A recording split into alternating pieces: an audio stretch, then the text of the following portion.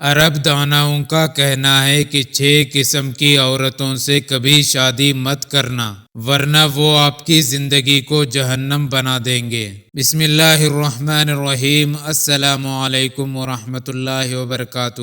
ناظرین، ازدواجی زندگی کا پرسکون اور خوشگوار ہونے کے لیے ضروری ہے کہ میاں بیوی ایک دوسرے کے حقوق ادا کرے۔ نبی کریم صلی اللہ علیہ وسلم نے شوہر کو اپنی اہلیہ کے ساتھ حسن سلوک کی تلقین فرمائی ہے، چنانچہ ارشاد نبوی ہے، تم میں سے بہتر شخص وہ ہے جو اپنی گھر والی کے ساتھ اچھا ہو، اور میں اپنی گھر والی کے ساتھ تم میں سب سے بہتر ہوں۔ دوسری جانب بیوی کو بھی اپنے شوہر کی اطاعت اور فرمان برداری کا حکم دیا۔ ارشاد نبوی صلی اللہ علیہ وسلم ہے، بالفرض اگر میں کسی کو کسی کے سامنے سجدہ کرنے کا حکم دیتا تو بیوی سے کہتا کہ وہ اپنے شوہر کو سجدہ کرے۔ اسی اطاعت شعاری کا ایک نمونہ یہ ہے کہ جب شوہر بیوی کو اپنا طبعی تقاضا پورا کرنے کے لیے بلائے تو بیوی انکار نہ کرے۔ اس سلسلے میں حدیث مبارک میں واضح تعلیمات موجود ہے، چنانچہ ارشاد مبارک ہے،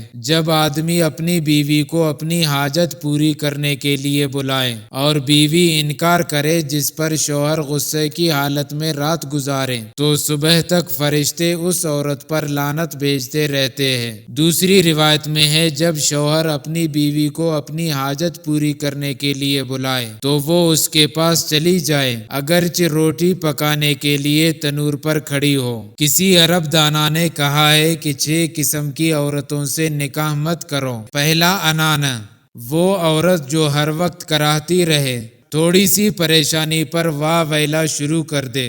منانہ، وہ عورت ہے جو خاوند پر ہر وقت احسان جتلائے کہ میں نے تیری خاطر یہ کیا اور وہ کیا۔ حنانہ، وہ عورت ہے جو پہلے شوہر پر یا پہلے شوہر کی اولاد پر فریفتہ ہو۔